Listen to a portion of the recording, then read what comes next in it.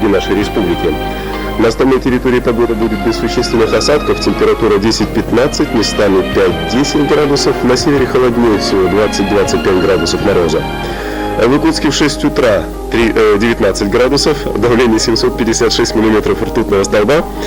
Днем в городе будет переменная облачность и без осадков. Ветер северо-западный 5-10 метров в секунду.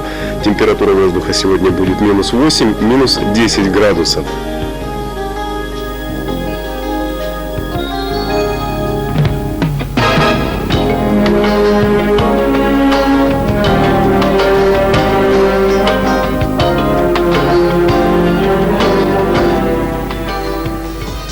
А сейчас несколько слов о содержании передачи.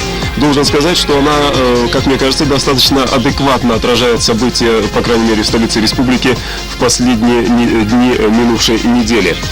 Так, театральная общественность, мне кажется, на феерическом представлении смогла побывать в пятницу в Театре оперы и балета, где проходил театральный «Капустник». Тем временем, в субботу и воскресенье во Дворце спорта имени 50-летия Победы молодые танцоры собрались на открытый чемпионат республики по бальным и спортивным танцам. Ну и, наконец, в воскресенье тысячи якутян смогли побывать на празднике проводов зимы и в том числе стали свидетелями происшествия на авторалли, которое состоялось на стадионе «Автомобилист». Наряду с этим мы напомним вам о том, что 1 апреля истекает срок подачи декларации о ваших доходах в 1997 году. Кроме того, мы предложим вашему вниманию репортаж из 33-й школы, где общественные детские объединения в минувшую пятницу проводили свой фестиваль. Ну и, наконец, предложим вам первую часть беседы с врачом-гомеопатом Валентиной Кузьминой. Достаточно интересная тема о том, как и каким образом мы можем познать сами себя. Ну, а сейчас видеоклип.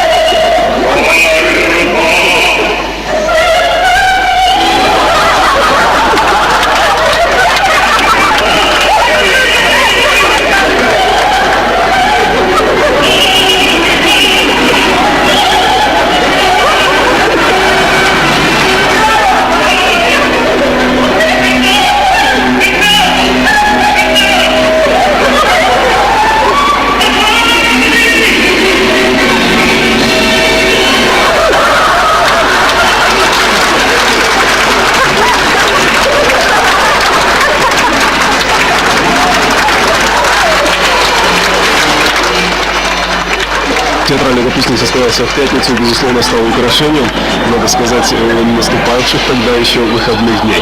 Хотя приурочен, надо сказать, он был, в общем-то, к дате достаточно серьезной, а именно Всемирному дню театра. Поэтому, соответственно, была и официальная часть, в ходе которой достаточно большая группа актеров и работников театра были награждены почетными званиями и различными дипломами.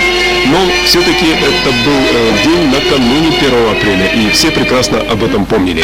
Мы об этом тоже с вами еще лишний раз в этом убедимся в ходе нашей сегодняшней передачи, потому что будем смотреть еще фрагменты.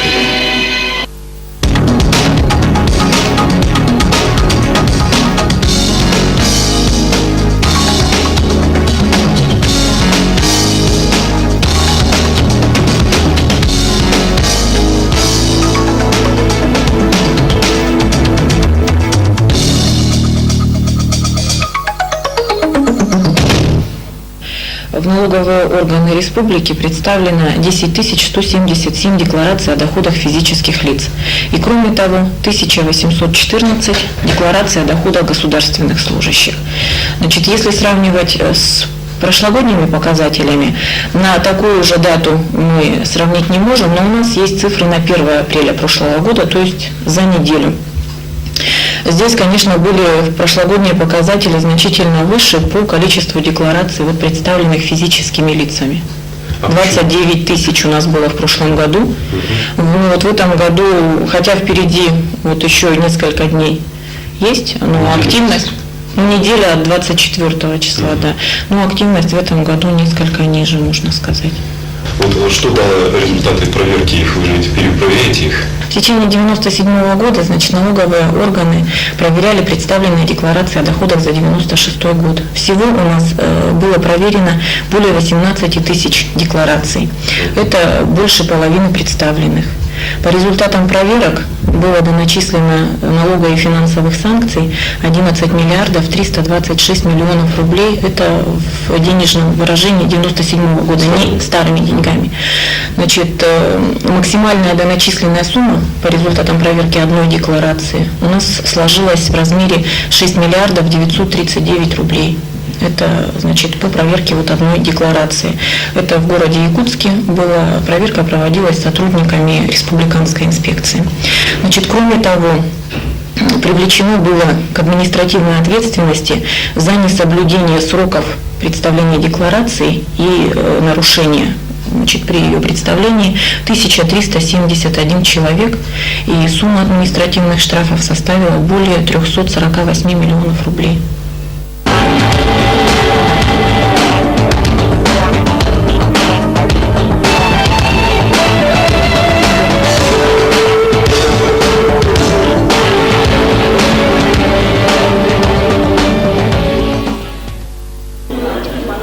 А сейчас мы с вами в 33-й школе. В минувшую пятницу здесь прошел фестиваль общественных подростковых объединений, которые работают в нашей республике.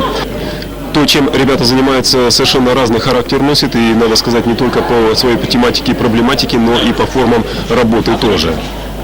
Мы проводим рейды, выявляем, где в киосках продают различные табачные изделия или же, допустим, алкогольные напитки. И мы, конечно же, это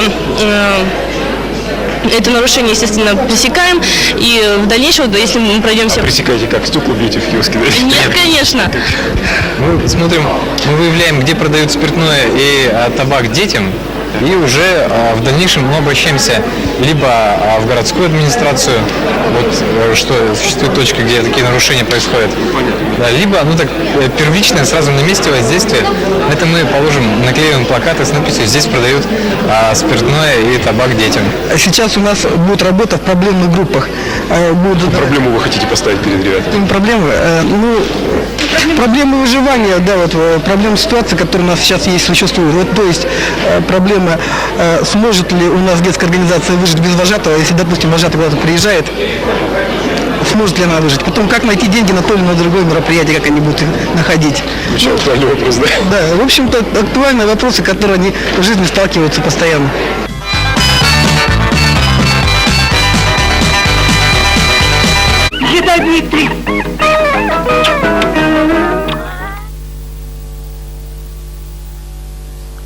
В Якутске 7 часов 16 минут, понедельник, 30 марта, вы смотрите второй канал, тележурнал «Утром». Еще раз очень коротко о погоде в столице республики. Минус 19 градусов было в 6 часов утра, атмосферное давление 756 миллиметров ртутного столба. Днем в городе будет погода с переменной облачностью без осадков, ветер будет северо-западный 5-10 метров в секунду, а температура воздуха минус 8, минус 10 градусов.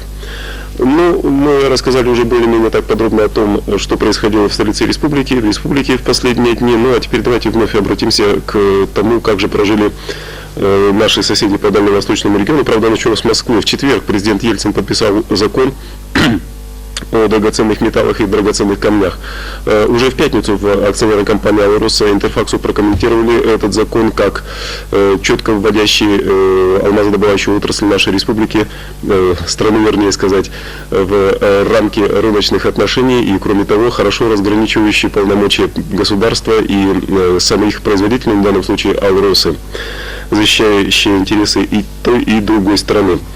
Два сообщения, можно сказать, на автомобильной теме. Так, в Кузбассе в конце недели началась сборка вездеходов внедорожников «Анжера». Будет выпущено в этом году 200 машин. Ранее этот автомобиль выпускался в Латвии и назывался «Тамбором».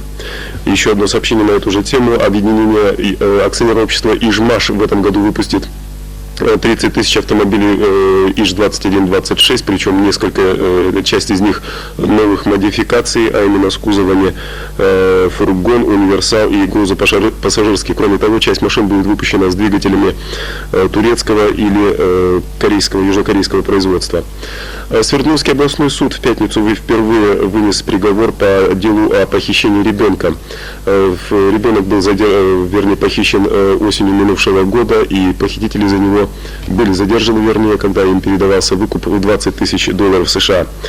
Ну и, наконец, еще одно сообщение. Центр избирком Татарии в пятницу подвел итоги республиканского конкурса «Выбираем президента». В нем участвовала молодежь, около 500 человек из 22 вузов. Победители были определены в 5 номинациях, и каждый из них получил по 550 рублей каждый. Ну а в нашей республике, в Нерюнгри и Якутске, в минувшие выходные, в воскресенье, проходили также повторные выборы 3 депутатов по 3 избирательным округам по выборам депутатов Госсобрания нашей республики, потому что когда проходили основные выборы, низкая была явка избирателей, выборы тогда были признаны несостоявшимися. К сожалению, в этот раз в промышленном округе Якутска выборы, видимо, вновь будут признаны несостоявшимися, потому что явка была опять-таки низкая. При квоте в 35% не пришло даже и 25%. Зато в 2 округах, которые были на территории города Нерюнгри, выборы, по всей вероятности, я говорю по всей вероятности, потому что нужно подождать решения окружных комиссий, но выборы там состоялись, потому что эта планка в 35% была преодолена. Ну, а теперь давайте вновь обратимся к теме, которую мы год назад примерно затрагивали уже. О том, кто из нас о себе что знает и как врачи с помощью нетрадиционных методов, нетипичных, скажем так, для обычного здравоохранения, могут о нас рассказать и помогут узнать нам самим себя получше. Я имею в виду врача Валентину Кузьмину, беседы с которой мы продолжаем сегодня вновь.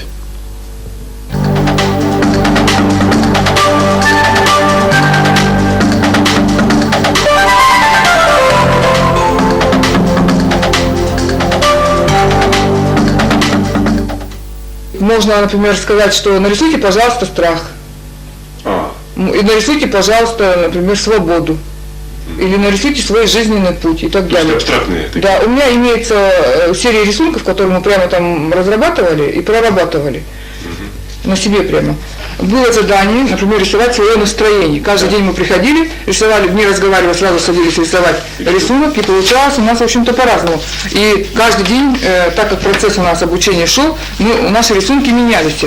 И могла проявиться проблема. Например, вчера у меня был на приеме человек, я сказала нарисовать ей рисунок, у нее аллергический ринит, так у нее вот на рисунке именно нос выделился.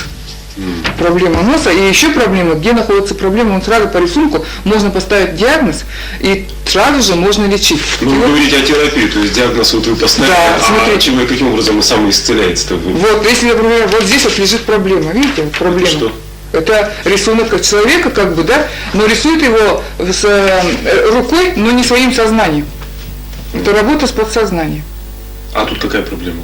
Проблема, например, это боль у человека. Боль, да? Боль, вот она, да. И потом она на втором уже дне эта боль начала выходить. Она выходила через руки, через все. Уже пятно это исчезает. И также подсознание, если стирается информация, то в физическом плане, в физическом теле, эта болезнь может стереться. Потому что, опять же, перекликается тоже с методом Тойча, что мысль была первична, и с силой мысли мы можем добиться больших результатов. Вот в чем дело. Например, видите, в конце вот у меня рисунок вот такой получился, образ, собственно, меня. Это уже, я... Автопортрет? Автопортрет. Получается, что я прозрачная фигура, которая очень открыта миру, но в то же время я не растекаюсь в этом мире. Есть большая связь, да, и внутри проходят очень большие такие процессы. И в то же время я покоюсь в теплой атмосфере, значит, вокруг меня хорошие. Цвета хорошие. Да. Но вот этот рисунок, он прошел только через 10 дней пришел, да. До этого были рисунки довольно такие темные и прочие, много вот всякие зигзаги, разломы и прочее. В конце концов образовалась эта фигура. И в конце концов я вообще-то в результате работы над собой, может быть, да, я почувствовала, что многие проблемы уходят. Потому что вот, например, я То сегодня... есть вы сами тогда над собой даже это все. Кстати говоря, как я могу лечить больного, если у меня какие-то проблемы имеются? Я, естественно, работаю над собой. И, Сначала? Да, и сначала, и в процессе с больными, когда работаю, и все такое. Это единый процесс получается. Поэтому я думаю, вот я стремлюсь как-то к гармонии, к собой, и с людьми, и в мире, и вообще. Или вот нам нарисовать, сказали, обрыв. Оказалось, что, в общем-то, обрыва как такового у меня нет. У меня есть внизу вода, куда можно прыгнуть, прохладная. Есть лианы, по которым спокойно можно спуститься. У некоторых обрыв был очень страшный. Вот кто рисовал, у нас группа целая работала, люди из многих городов приехали. Ну, вот у меня такой обрыв, а у других другой. Или такое, как... вот, это вот тема понимания. Я, знаете, когда нарисовала, мы рисуем не задумываясь. Быстро нам дают задание, кстати, метод такой, коротко, ясно и быстро, не задумываясь. Да потом работа с подсознанием получается. И понимание. А почему понимание вот такое получается? Я говорю, понимание вырастает из любви. Я такие слова сказала, сама, кстати говоря, не придумываю это. И вот это получается, что человек и истинный смысл жизни понимает, когда он рисует. И, в общем, много чего это достигается. Но вы говорите об арт-терапии, пока мы говорили только о рисунках. Да? Есть еще какие-то методики? Маскотерапия, например. Вот держу, да? Например. Но об этой и других методиках мы поговорим уже завтра и послезавтра, видимо, тоже. Говоря.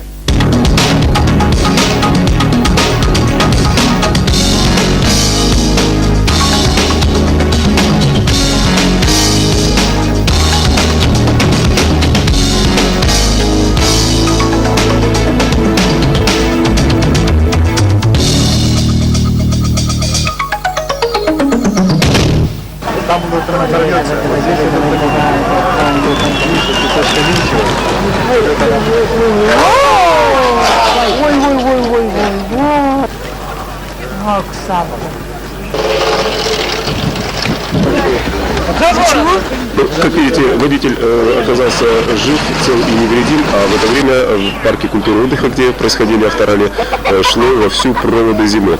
И даже, в общем-то, легкий морозец, как вы понимаете, не очень-то пугал людей, и надо сказать, что достаточно приподнятое хорошее настроение было у всех, тем более, что каждый из горожан смог найти здесь себе занятия по душе.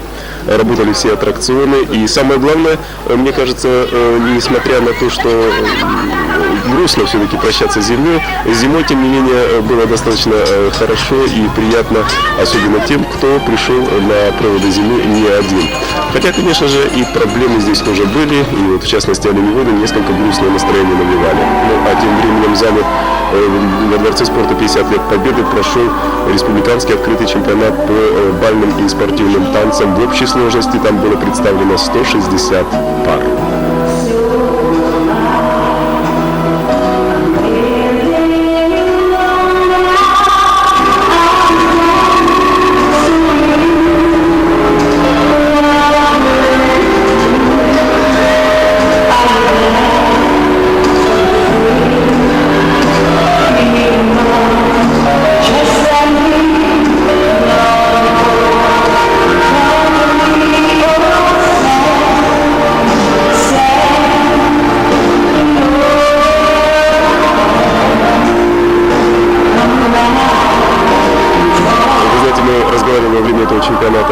Со зрителями и пришли, как мне кажется, к одному пониманию, что, наверное, бальные танцы сейчас так же, как латинский язык, практического значения не имеют для жизни, но благородство и достоинство все-таки воспитывают. А это очень немаловажный фактор в нынешних условиях, когда мы достаточно нервозны и зачастую очень агрессивно настроены друг к другу. Давайте посмотрим и позавидуем этим молодым парам.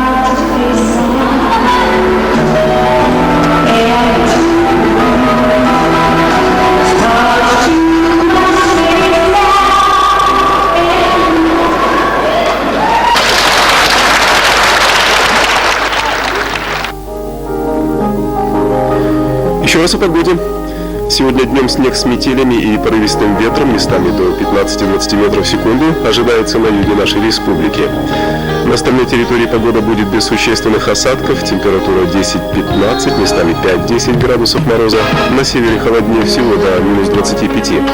В Иркутске в 6 утра сегодня было 19 градусов, атмосферное давление 756 миллиметров ртутного столба. Днем в городе будет переменная облачность, без осадков, ветер с северо-западный 5-10 метров в секунду, а температура воздуха в течение дня будет минус 8, минус 10 градусов. Уважаемые телезрители, понедельник, 30 марта, начался новый рабочий день. Раньше обычного, но тем не менее начался все-таки в Иркутске 7 часов 28 почти минут. Вы смотрели тележурнал «Утром». Мы желаем вам удачного начала рабочей недели и до встречи завтра, во вторник, в 7 часов утра. Всего доброго, до свидания.